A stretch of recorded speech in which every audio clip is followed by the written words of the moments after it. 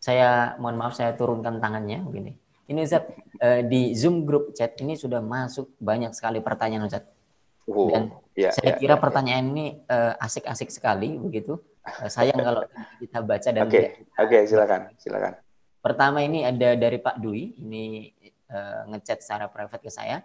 Ada yang bilang bahwa mushaf saat ini tuh kurang lengkap karena banyak yang termusnahkan.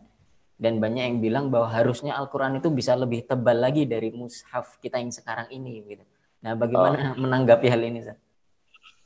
iya benar. Jadi kan ada ayat yang dinasakh gitu ya. Ayat yang dimansukh dalam arti lafaznya itu dihilangkan gitu. Dan itu official dalam arti resmi memang.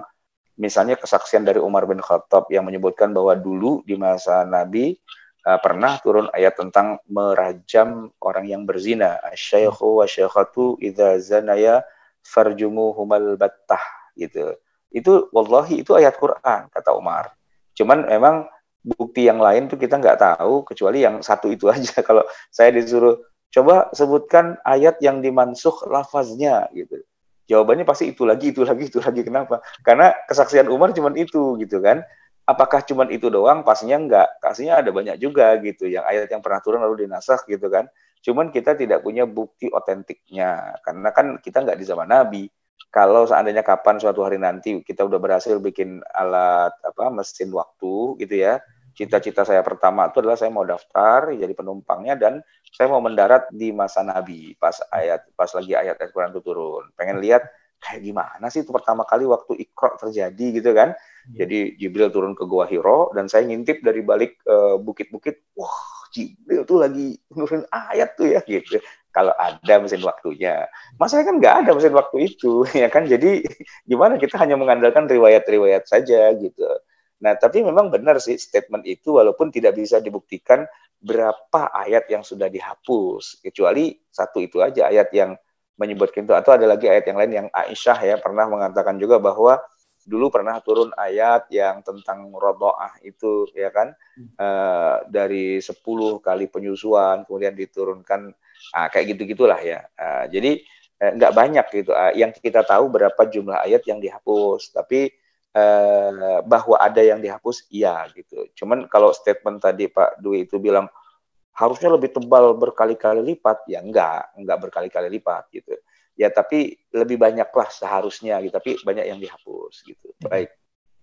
Ustaz, kalau saya lihat dari sisi lain barangkali begitu, ada pendapat juga yang mengatakan Syiah itu punya mushaf sendiri yang beda dengan mushaf kita hari ini.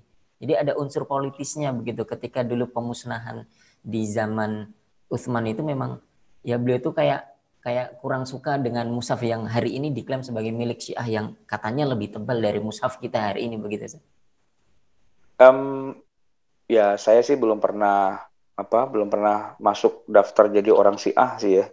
Jadi saya nggak bisa mengatakan apapun gitu. Kecuali ya sama aja katanya begitu, tapi kan nggak bisa mengkonfirmasi. Baik. Dan rupanya yang pengen mengkonfirmasi itu banyak juga para guru-guru saya. Salah satunya adalah Profesor Prof Agil, Profesor Kiai Haji Said Agil Al-Munawar. Beliau kan boleh dibilang ikon Al-Quran Indonesia lah gitu ya. Nggak ada musabaqah tilawatil Quran atau apa ijtima Quran di seluruh dunia kecuali beliau selalu mewakili Indonesia sebagai topnya lah, top of the top, over the top lah gitu kan beliau. Jadi Iran itu kan yang disinyalir si Asia itu kan Iran. Iran tuh sering mengadakan event-event tentang Quran, tentang apa seminar apa segala macam dan ngundang dari berbagai negara dan biasanya undangannya jatuhnya kepada Prof. Agil pastinya gitu. Dan beliau ngajar saya di S3. Jadi saya meriwayatkan saja dari Prof. Agil. Beliau ceritanya begini, saya pun termasuk orang yang penasaran, mana itu mushafnya orang Syiah gitu kan. Dan berkali-kali beliau mungkin udah 10 kali kali ya ke Iran gitu diundang ke sana dalam event ijtima Quran gitu kan. Maka beliau ketemu dengan tokoh-tokoh Syiah beneran nih, bukan cuman dari jauh ngomongnya Syiah begini, Syiah begitu kan. Dia ketemu langsung dengan tokoh Syiah beneran, memang pure Syiah, bukan takiyah, bukan gitu, pure Syiah. Memang Syiah apa adanya gitu. Memang Syiah banget gitu istilahnya. Syiah ori gitu kan. Dan dia bilang, "Kasih saya mushaf ente" gitu. Nah itu beliau selalu cerita, nggak pernah dikasih mushafnya itu. Ya, yang beredar di Iran adalah mushaf yang seperti yang kita kenal, yang 30 juz kita itu, nggak pernah dibilang. Cuman sebagian dari mereka tuh katanya mengatakan ada, tapi nggak pernah dikasih mushafnya, gitu. Nah, wallahu alam apa maksud dari bilang ada tapi nggak pernah ada, nggak pernah dikasih lihat. Sampai hari ini beliau bilang saya belum pernah lihat barangnya itu kayak apa. Padahal saya ke Iran dan saya undangan resmi dan kami kan peneliti Quran. Jadi kalau emang ada, kami mau teliti kayak apa gitu kan. Nah itu secara pembuktian tuh nggak ada. Apa karena orang Syiahnya takiyah apa gimana. Tapi kan mereka mau takiyah apa, kan negara punya dia. Kalau takiyah itu kan kalau dia ada di negara Sunni, dan dia diuber-uber gitu kan, misalnya dia takiyah. Nah ini kan negaranya punya ente sendiri, dan kita diundang sebagai tamu. Masa Anda yang punya negara, Anda masih takiyah juga gitu. Yang ada kita dong takiyah gitu kan. Takiyah tuh pura-pura nggak tahu lah gitu, sembunyi-sembunyi rahasia gitu. Tapi beliau bilang saya belum pernah dikasih gitu mushaf yang dibilang Syiah itu gitu. Nah, terus jadi gimana dong? Bener apa enggak? Ya wallahu alam bisawab, bener apa enggaknya gitu. Nah, dosen saya yang lain bercerita begini, asumsinya kemungkinannya ada, tapi yang mana, nah itu yang kita nggak tahu gitu loh. Nah, kemungkinan lain ya asumsi lagi nih ya, belum tentu benar. Boleh jadi dulu Ibnu Mas'ud ya, waktu masih punya mushaf yang belum dibakar itu, kan beliau udah lama tinggal di Kufah itu, ya kan udah banyak murid. Boleh jadi kalau yang mushafnya Ibnu Mas'ud itu memang disita dan dibakar. Tapi boleh jadi selama sekian tahun beliau ngajar, itu muridnya sudah ada yang nyalin. Disalin, sehingga menjadi mushaf yang urut-urutannya tidak sesuai dengan mushaf standar Utsman, dan kemudian istilahnya masih ada catatan-catatan kakinya yang kayak gitu.